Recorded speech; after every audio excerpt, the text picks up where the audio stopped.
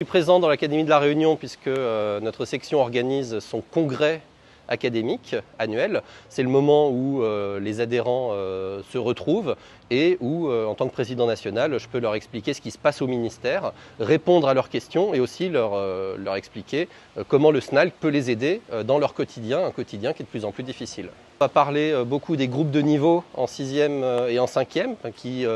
vont avoir une mise en place extrêmement compliquée. On va parler réforme des lycées professionnels, on va parler formation continue parce que là aussi on est en train de casser la formation continue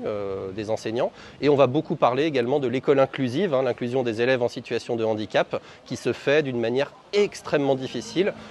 sur l'Académie de la Réunion mais en fait partout en France. À la rentrée prochaine on va avoir la mise en place des groupes de niveau en 6e et 5e avec des conséquences qui vont être absolument catastrophiques sur l'organisation du temps scolaire, sur les contraintes sur les emplois du temps des élèves comme des personnels, avec des moyens qui ne sont pas suffisants d'ailleurs pour aider les élèves en difficulté. Ça c'est une grosse réforme. On va avoir aussi l'acte 2 de l'école inclusive qui va nous demander d'inclure encore plus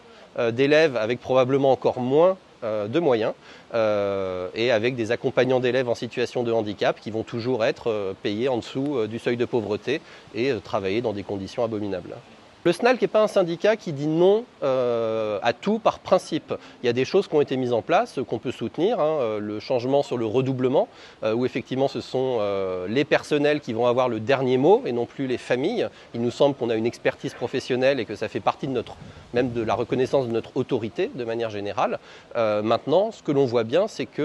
y a beaucoup d'idées, il y a beaucoup de discours politiques, mais que comme de toute façon on est en train de chercher des millions et même des milliards d'euros dans le budget de l'État, l'éducation nationale elle aussi va être de plus en plus saignée à blanc et alors même qu'on a déjà une crise d'attractivité majeure, qu'on n'arrive plus à recruter d'enseignants, qu'on n'arrive plus à recruter suffisamment d'AESH notamment, eh bien cette crise risque de s'empirer, de s'aggraver. À La Réunion, les grandes spécificités, c'est notamment sur ce qu'on appelle le mouvement des personnels, sur les affectations, puisque beaucoup de Réunionnais souhaitent rester dans l'Académie de la Réunion et que c'est de plus en plus compliqué,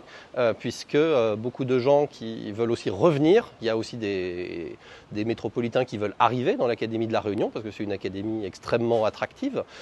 et ça, on manque de place pour tout le monde. Donc nous on se bat au SNALC effectivement pour que les Réunionnais puissent rester dans l'Académie de la Réunion et que ceux qui ont passé un certain nombre d'années,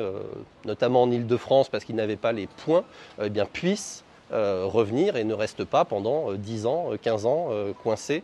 sans pouvoir rentrer. Il y a des questions qui peuvent se jouer sur les barèmes, sur le fait d'avoir des points. On a des points pour effectivement les intérêts matériels et moraux des Réunionnais qui sont pris en compte, mais on a aussi des capacités parfois de trouver des affectations à l'année pour des personnels qui sont dans des situations familiales, par exemple, personnelles très spécifiques. C'est vrai que nous, dans ces cas-là, on fait remonter au rectorat ces situations pour essayer de trouver des solutions au cas par cas. En ce moment, il y a une crise absolument